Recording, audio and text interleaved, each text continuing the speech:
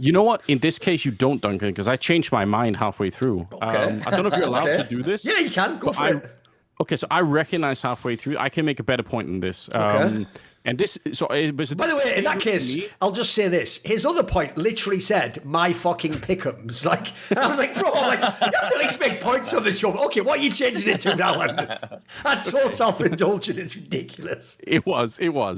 Okay, so this is a bit dangerous to me because I actually could be getting. But it's a bit of a layup to you, maybe Duncan, and maybe you as well, Maui, because you guys know more about sports than I do. But my ugly point is that we have no salary caps in Counter-Strike, and I think it's dangerous as hell to the integrity of the ecosystem. I actually went on a bit of a tour myself and kind of looked at how does it work in football, in basketball, in American football.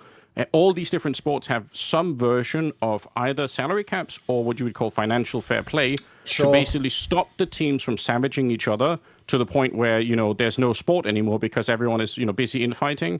And I think that it's obvious that that has to happen. I do think it's important with this point that none of this is about pocket watching the players and saying these people are making too much money. That's completely irrelevant. If the players each make 10 million a month, that's totally fine as long as the ecosystem can have it make sense. And unfortunately, a lot of the top teams, they are really, really bad at protecting themselves. Right? They would rather set money to or fire to more money to try and outshine the other teams, and it's really bad in the long term. And I mean, we're being forced into a different era now anyway because the money piles are they're not there anymore.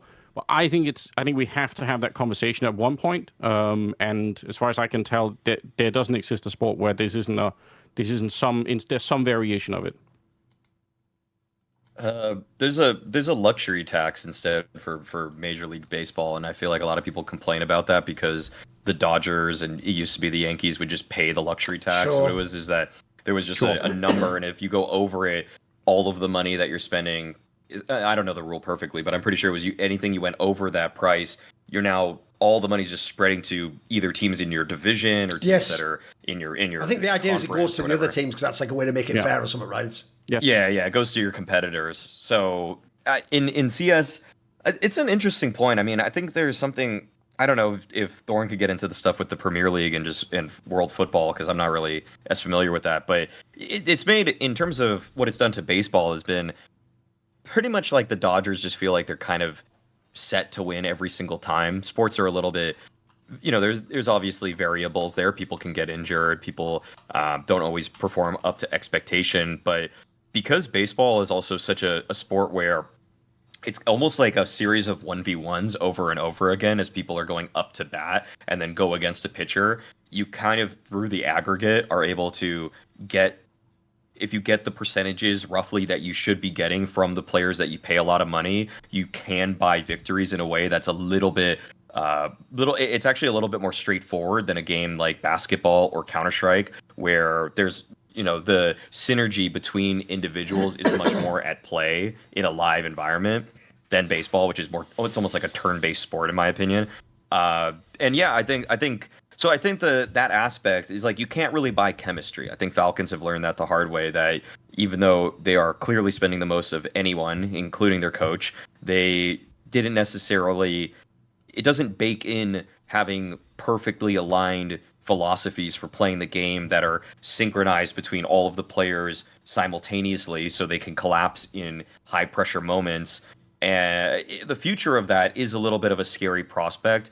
I'm not sure what I would do about it necessarily because we don't really have league systems or anything like that. It's kind of an interesting discussion because it's it seems like it could trend towards dangerous territory. And I think actually, simply put, the three teams that are performing extremely well right now in Falcons, Vitality, and Furia do pay quite a bit of money. Maybe there's an exception there. Like, I don't think Moladoy is on the books with like some insane salary. Like, he was a gamble. They would probably got him on a discount discount to what he would be evaluated at today.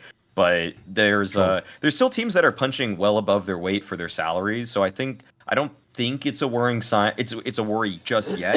And also, Falcons haven't won anything just yet. If they win the major, conversation maybe reopens, discussion recommences. But for the Mongols look like the better team this season for a lot of it until they remove Senzu, and they are probably, just by my speculation, probably them and Aurora are the least paid teams of the guys that are currently in the top 9 in terms of HLTV ranking, and they were winning tournaments more so than the Falcons. So I'm not super concerned right now, but I get the worry. Even though I know Anders genuinely just meant this as like a philosophical and sort of an abstract point about this one, I'm just going to say, if anyone is in the industry, if any TOs out there are listening, Anders Bloom, the caster Anders Bloom, thinks we should have like a limit on how much people can earn so that, companies don't get like bankrupted by, Not included me. No, of course. That's the joke. That's the joke fuck? of it all, exactly. Obviously, I wouldn't include casters in this. Listen, you need to pay those guys the best in the world. Yeah, they've got money, they've got bills to pay. There's kids need toys. It's Christmas coming up. What do you? Like, have a heart, guys. Have a heart. But no, that I just think that's funny. If anyone from ESL's listening, that one's for you. That one's for you, boys. So no, what I'll say is this. I know if you want to ask a bit about the Premier League, I'm not a super expert on that one in terms of the stuff, but I do know the gist of it. Essentially, the gist of it goes like this. Because the Premier League doesn't have a salary cap, and as a result, especially back in the day, what is called the Big Six clubs, they spend so much, unless they're really bad, they will always basically be in the top 10, if not the top 6 teams. And the ones that spend the most are usually top 3. And it is a sport, a bit like Maui's saying with baseball, where you sort of can buy. The reason why, it's like what I say about Falcons. By the way, did I not nail that years ago on this show? Even at their worst, I told people, eventually, the Falcons will have one of the best teams in the world. They will probably have a team that can win majors, because the approach of constantly buying the best players and paying them mega bucks and being really attractive means eventually you'll just cycle through players till you do have those players that can win. It's the same thing that happens with the teams in football, the Real Madrids, the Manchester Cities. They just have too many good players. And then the joke becomes they can have like their 4th best player be what would be the star player of a team that would have to play against them. And so you can also, by the way, even do mad shit in CS. Like, you can, like, essentially another thing Falcons could always have done is you just keep buying their star player. Well, how are they supposed to beat you in the long run? Like, eventually you just strip their star player away, which is kind of like before salaries, how you used to do it when you were just the best team. You would just take the underdog team that was beating you, take their best player, then they can't beat you. What are you going to say, Anders? I think there's another way to think about it, right? I think if Falcons had bought, 5 players and immediately won the next major, I think this point that I'm trying to make would be way more obvious. Yeah. But whether they're winning or not, it's still a potential danger, and Falcons are not at all like this. This started, by the way, with organizations like Cloud9 and Envy, with some of those NA organizations that came in. In fact, you could even make the argument that if you pay a team a lot of money and they're doing badly, that's actually more incentive for other teams who are doing better to go to their organization and say, hey, these guys are getting paid more than we are. That's unfair. Like, we're doing way better. Yep. I want to get paid more. And again, I'm not blaming the players at all for doing this. I would 1,000,000% do this if I was in a team. So nobody's asking the players to say, well, you guys should be more financially responsible. And if you're asking for too much money and that's wrecking the game, that's a completely silly point. Yeah. But the problem is that we have entities, it's been proven over a long time, right? People are willing to spend more than they can afford to try and outcompete other people.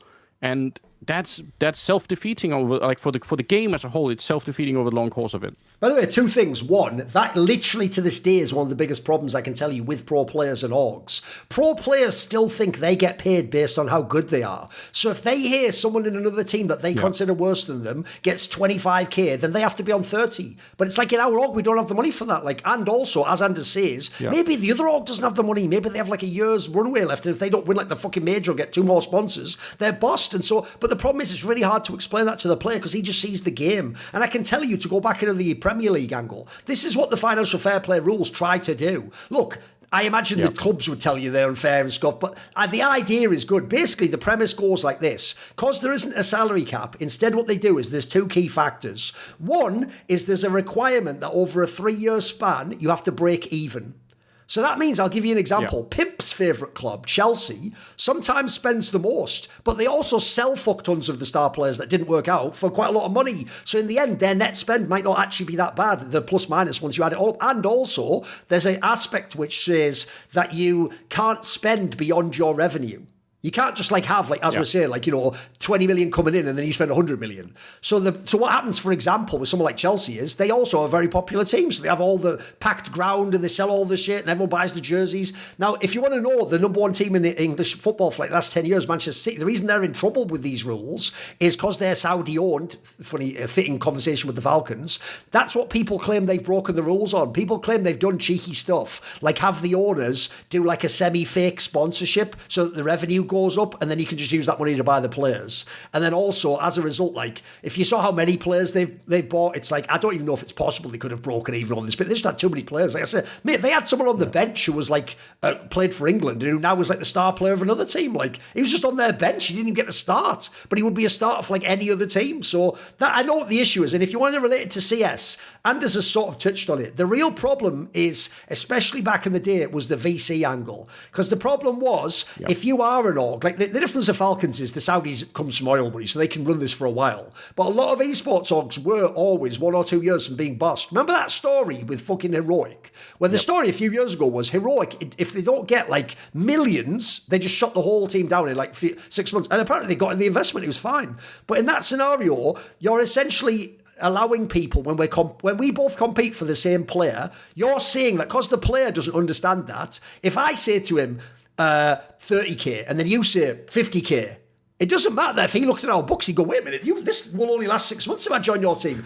Not only does that mean now it's 50k is the market value, but even worse, I'm now incentivized to go, oh, fuck it, 40k then. And that now might put me past my budget. And I know what you mean, Anders. What you mean is this. We don't mean any individual player. The best player should get paid the most. We just mean we don't want teams to constantly play chicken with each other and basically gamble the industry, because it's the whole industry will lose if we all do this.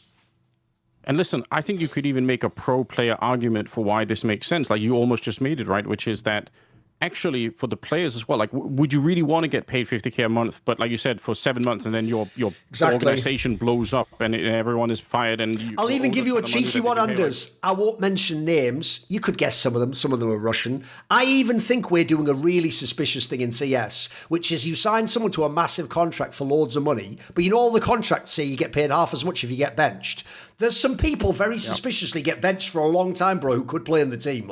That sounds to me like basically the gamble is, I'll say I'm going to pay you the mad amount, but if it doesn't work out after 3 months, I'll put you in prison, mate, basically. And then you just don't get to play it, but that way I don't pay the floor. You can even argue it hurts the players sometimes, bro.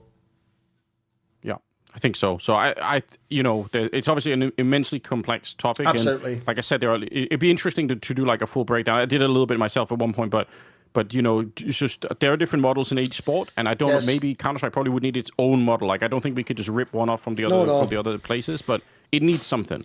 And they'll give you two teams I think have actually been unfairly punished in this regard, which is the two teams, because they're both massive squads, is Astralis and Team Liquid.